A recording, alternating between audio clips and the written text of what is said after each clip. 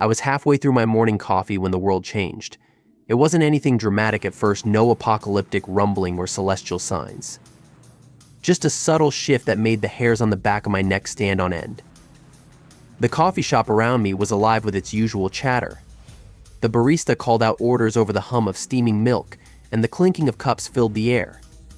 Outside, a bus rumbled by, and kids on bikes laughed as they sped down the street. Then it happened. One moment the city was alive, the next, it was utterly silent. Not the kind of silence that comes when you put on noise-canceling headphones or escape to the countryside. This was oppressive, deafening, as though the world had inhaled and forgotten how to exhale. I looked up from my coffee, half expecting to see everyone frozen in place like mannequins. But they weren't frozen, they were gone. The barista, the arguing couple in the corner, the kids on their bikes gone. No trace, no warning, no sound. Just an empty coffee shop with steaming mugs and chairs left askew. Outside, the bus idled at the curb, its engine still running, but the driver's seat was empty. A dog barked in the distance, a lonely echo that only made the silence around it seem louder. At first, I thought I was dreaming. I pinched my arm hard enough to leave a bruise, but the scene didn't change. I stumbled outside, my footsteps too loud on the pavement, and stared up and down the street. Abandoned cars sat in the middle of the road. A delivery truck had crashed into a lamppost, its driver nowhere to be seen. It wasn't just my coffee shop, it was the entire city. Panic set in quickly. My phone was useless. I dialed every number I could think of, friends, family, 911, but there was no response. Not even a busy signal, just dead air. The internet was still working, but it wasn't helpful. Social media was flooded with posts from people experiencing the same thing. Entire cities emptied in an instant. No explanations, no answers, just fear. I don't remember how long I stood there, scrolling through the chaos on my screen. Hours, maybe. It wasn't until the sun dipped below the horizon that I noticed the world wasn't as empty as I thought. The first sign was the sound of a low, guttural growl that seemed to come from everywhere and nowhere. It vibrated in my chest, primal and alien.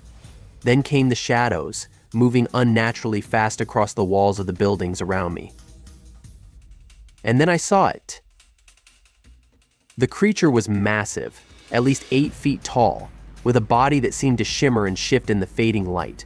Its eyes glowed like molten gold, and its claws scraped against the asphalt with a sound that made my teeth ache.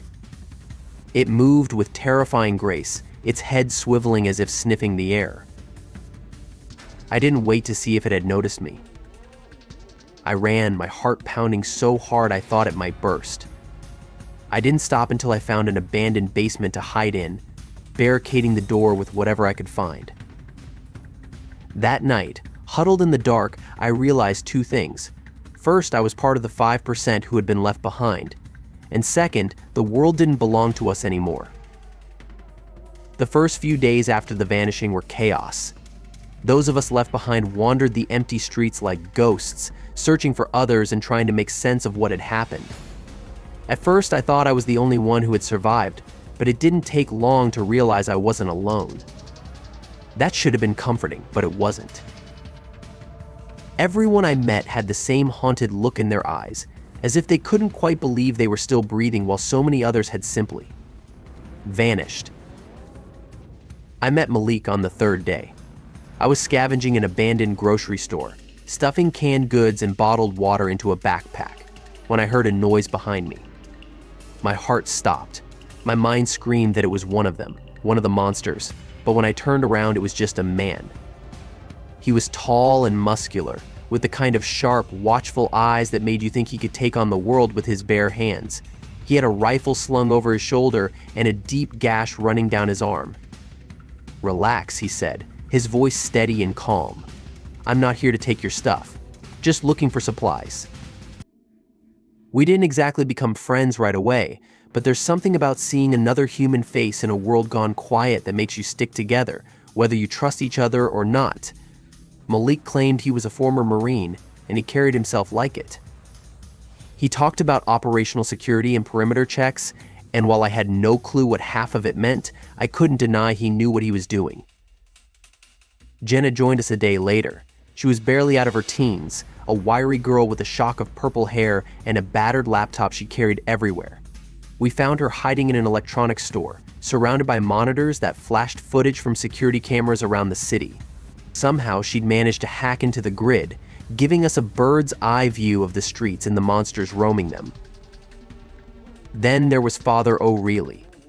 He was older, maybe in his 50s, with graying hair and a Bible tucked under his arm. He said he'd stayed behind to pray when the rest of his congregation vanished. He had a way of speaking that made you want to believe everything would be okay, even when it clearly wasn't. Together, we started to figure out how to survive. Malik laid down the rules: move only during the day, stay out of sight, and never make noise unless you wanted to end up as monster food. Jenna rigged up a crude alarm system around our hideout using trip wires and tin cans. And Father O'Reilly kept our spirits up, reminding us that as long as we were alive, we had a chance. We called it the Code. Simple rules carved into the walls of an abandoned subway station we'd claimed as our base. The monsters were terrifying, but it wasn't just them we had to worry about. Hunger, fear, and desperation were just as dangerous. And yet, despite everything, we weren't ready to give up. There had to be more survivors out there. There had to be answers. For now, survival was enough. But deep down, we all knew it wouldn't be enough forever. The days blurred together after we established our base in the subway station. It wasn't much, just a dark, damp tunnel with some emergency lighting and a few storage rooms we'd fortified. But it was safe, at least as safe as anywhere could be in this new world. Jenna's alarm system kept the monsters from sneaking up on us, and Malik's military instincts made sure we were prepared for anything. Still, survival wasn't living, and the weight of what we'd lost hung over us like a suffocating cloud. That's why the signal changed everything. Malik was the one who found it. He'd been tinkering with a dusty shortwave radio he'd salvaged from a pawn shop. Most of the time, it was just static, an endless hiss that filled the silence of the nights when the monsters roamed above. But one evening, as we sat in a circle eating canned beans and sharing scraps of conversation, the radio crackled to life. Survivors. To all survivors, this is Outpost Theta. We have shelter. We have answers. Coordinates 37.7749-gen, 122.4194-W. Stay alive. We froze, staring at the radio as if it might come alive and speak again. Jenna scrambled for her laptop, quickly pulling up a map. San Francisco, she said, her voice trembling with excitement. That's San Francisco. For a moment, hope lit up the room like a flame in the darkness. We weren't alone. Someone out there had answers, maybe even a way to fix what had happened. But the reality of what the signal meant hit us just as quickly. San Francisco was across the country, thousands of miles away, and we didn't exactly have a plane or even a functioning car. On foot, it would take weeks, maybe months, assuming we could even make it that far. It's a trap, Malik said bluntly, his voice cutting through the silence. Could be someone luring survivors out into the open. Could be monsters waiting at the other end. Father O'Reilly shook his head, his expression calm but firm. And what if it isn't? What if it's real? What if it's our chance to find others, to rebuild? We don't even know if those coordinates are safe, Malik argued. Hell, we don't know if they're even accurate. Jenna didn't say anything. She just kept staring at the screen, her fingers hovering over the keyboard. Finally, she looked up at me. What do you think? I didn't have an answer. The idea of leaving the relative safety of our base was terrifying. The monsters were everywhere, and the thought of crossing cities teeming with them made my stomach turn. But staying here forever wasn't an option either. Supplies were running low, and the four of us weren't exactly thriving. We were surviving, and barely at that. We go, I said finally, the words tasting like steel on my tongue. We have to try. The decision wasn't unanimous, but it was made. Over the next few days, we prepared for the journey. Malik stockpiled weapons and made plans for the safest routes. Jenna downloaded everything she could about San Francisco, printing maps and noting potential landmarks. Father O'Reilly gathered supplies and said quiet prayers over our preparations. When we finally left the subway station, the world felt bigger and emptier than ever. But for the first time since the Vanishing, we had a goal, a purpose, and maybe a reason to hope. The journey began with cautious optimism. Leaving the subway station behind, we stepped into a city that felt like a mausoleum, its towering buildings casting long shadows over streets littered with the remnants of everyday life. And in cars, overturned shopping carts, and the occasional discarded toy served as stark reminders of the people who had vanished. It was surreal, like walking through a world frozen in time. At first, the monsters were only distant threats, their guttural growls and bone-chilling howls echoing through the concrete canyons. Malik led the way, his rifle ready and his eyes scanning every corner. He moved with a confidence that the rest of us tried to imitate, but it was hard to suppress the fear that crept up our spines every time we heard a noise that didn't belong. The first real encounter came 2 days in. We had just reached the outskirts of the city, weaving through a neighborhood of dilapidated houses. The streets were eerily quiet, the kind of quiet that presses against your eardrums and makes your own breathing seem too loud. Malik held up a hand, signaling us to stop. He crouched low, peering around the edge of a brick wall, and then gestured for us to follow. That's when we saw it. The creature was massive, its hulking frame barely fitting between the narrow alleyway walls. It moved with a strange, predatory grace, its clawed feet clicking against the pavement. Its eyes glowed with an unnatural golden hue, scanning the area with an intelligence that sent a shiver down my spine. Jenna clutched her laptop tightly, her breathing shallow, while Father O'Reilly muttered a quiet prayer under his breath. We stayed hidden, pressing ourselves against the cold stone, barely daring to breathe. Malik motioned for us to move back, one slow step at a time. But just as we retreated, a loose piece of debris clattered to the ground beneath Jenna's foot. The sound wasn't loud, but it was enough. The monster's head snapped toward us, its glowing eyes locking onto our position. For a moment, it didn't move, as if assessing whether we were prey worth chasing. Then, with an ear-splitting roar, it lunged. "Run," Malik shouted, raising his rifle and firing off a few shots. The gunfire was deafening in the confined space, but it only seemed to enrage the creature. We scattered, each of us darting in different directions, the monster charging after us with terrifying speed. I don't know how long we ran. Time blurred into a frantic haze of pounding footsteps, ragged breaths, and the thunderous sound of the creature tearing through obstacles in its pursuit. Malik's voice echoed in my ears, shouting directions, urging us to regroup. We finally managed to lose it in a dense cluster of abandoned buildings, slipping into a small, dark crawl space too narrow for the monster to follow. For a long time, we sat in the darkness, our hearts racing and our bodies trembling. That was when the reality of our journey hit me. The monsters weren't just obstacles, they were predators, relentless and intelligent, and they would stop at nothing to hunt us down. Every step forward would be a gamble, every moment a test of whether we were smart or lucky enough to stay alive. Malik broke the silence. "This is just the beginning," he said, his voice grim but steady.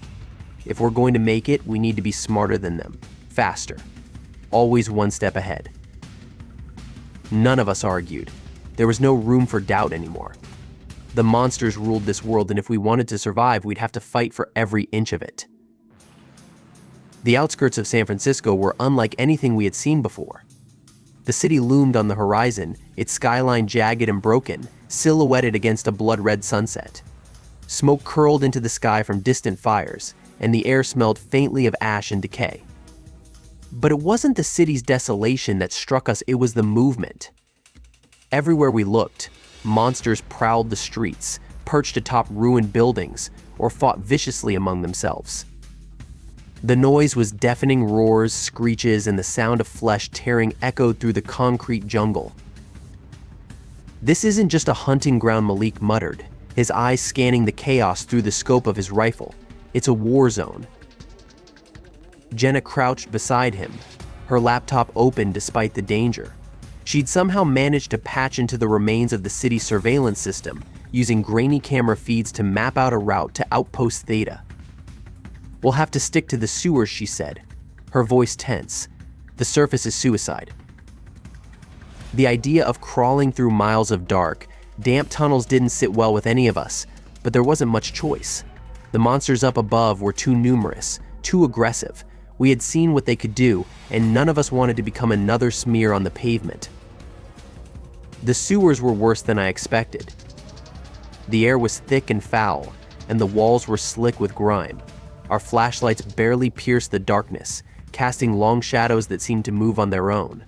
Every noise, the drip of water, the scuttle of rats set my nerves on edge.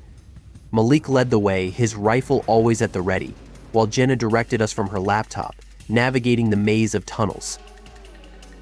It wasn't long before we realized we weren't alone. At first, it was just a feeling, that prickling sensation on the back of your neck that tells you you're being watched. Then came the sounds, faint splashes of water, distant growls that echoed through the tunnels. The monsters weren't just above us. They were down here too, lurking in the dark. The first attack came without warning. A creature burst out of the shadows, its elongated limbs and razor-sharp claws making it look like some twisted spider. It moved impossibly fast, lunging at Malik before any of us could react. He fired off a shot, the muzzle flash lighting up the tunnel for a split second. The bullet hit its mark, and the creature let out an ear-piercing shriek before collapsing into a heap. But the noise had drawn others. They came from every direction, their glowing eyes piercing the darkness. We ran, Malik firing over his shoulder while Jenna frantically tried to guide us toward an exit. The tunnels became a blur of panic and chaos, the creature's snarls growing louder with every step. We finally emerged into a maintenance room, slamming the heavy metal door shut behind us. Malik and I braced it with everything we had while Jenna scrambled to lock it from the inside. The creatures clawed at the door, their screeches filling the air, but the reinforced metal held for now. In the silence that followed, we caught our breath and took stock of our situation.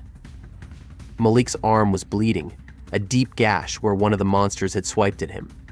Jenna's hands were shaking, but she was already back at her laptop, trying to figure out how much farther we had to go. Then Father O'Reilly spoke, his voice low and steady.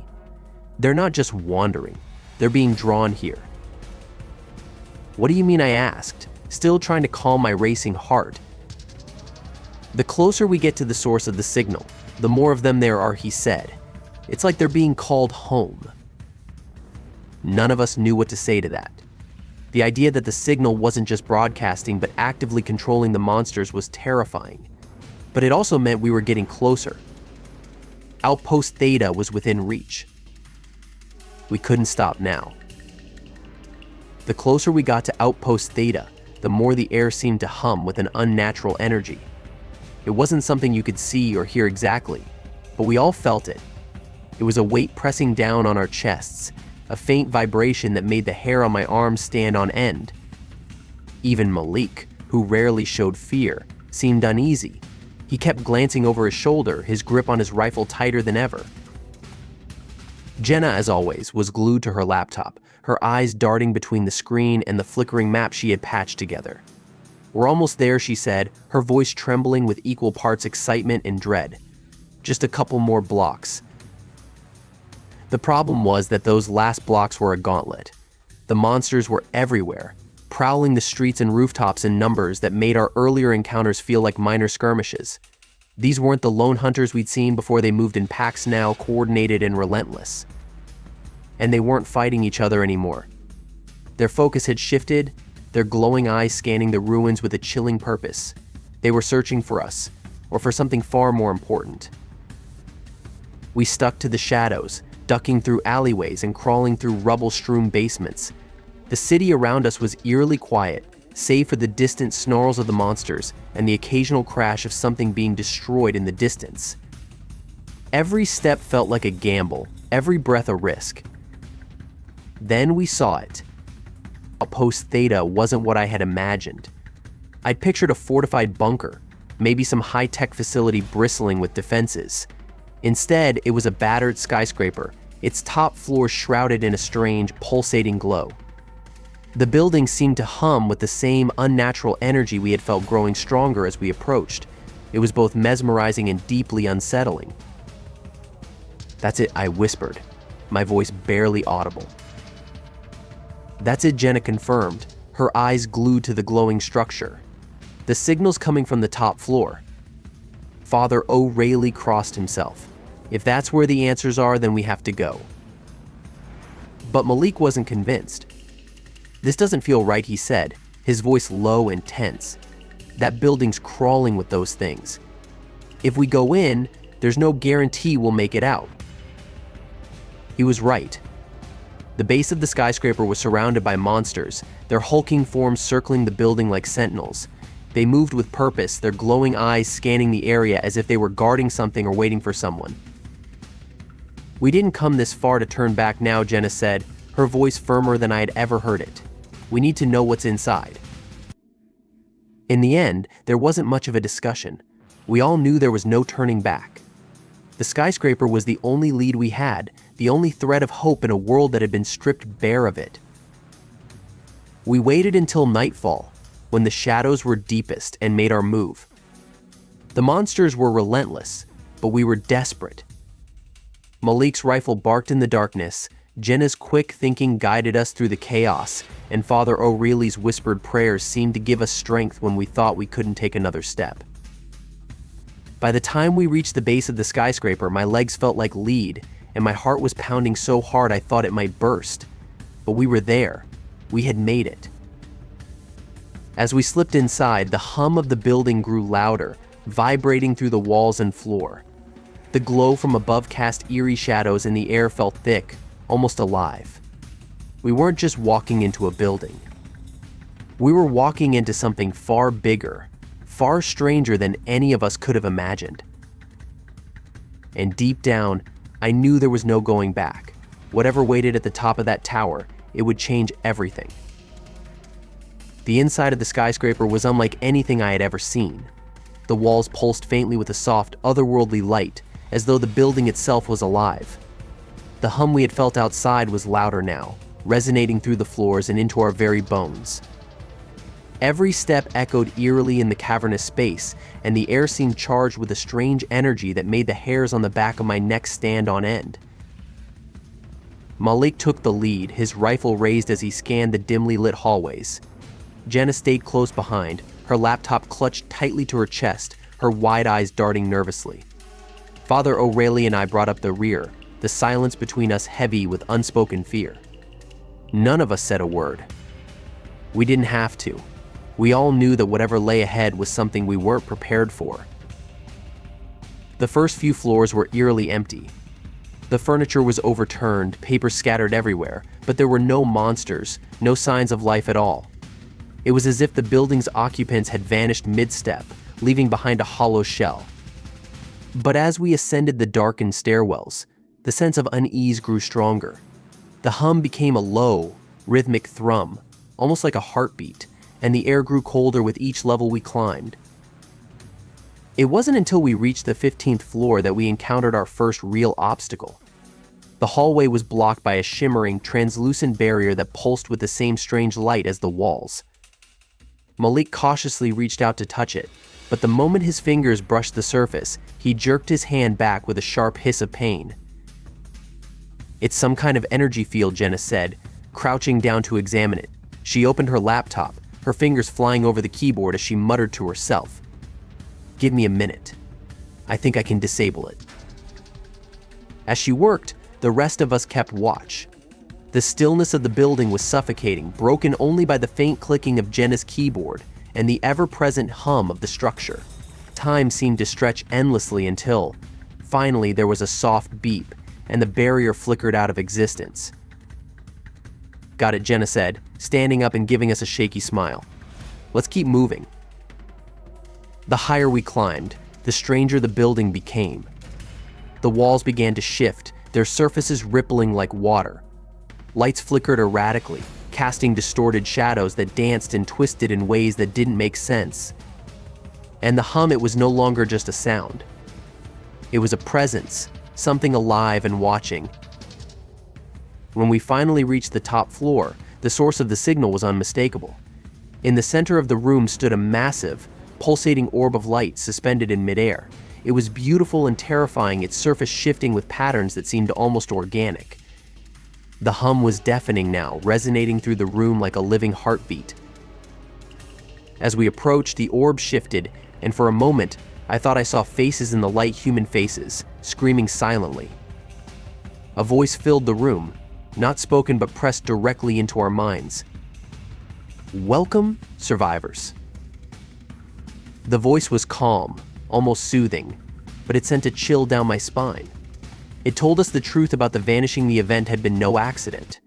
Humanity had been taken, their consciousness absorbed into this entity as part of an experiment to create a collective intelligence. The monsters? They were the failed remnants of earlier attempts, twisted reflections of what humanity might have become. "You are the last," the voice said. "The choice is yours. Join the collective and ascend, or remain as you are and face the inevitable extinction." For a long moment, none of us spoke. The weight of the decision pressed down on us, heavier than anything we had faced so far. Malik was the first to step forward, his jaw set and his eyes blazing with defiance. "We didn't come this far to surrender," he said, raising his rifle. "We fight." The orb pulsed violently, its light flaring as the hum rose to a deafening roar. And then all hell broke loose.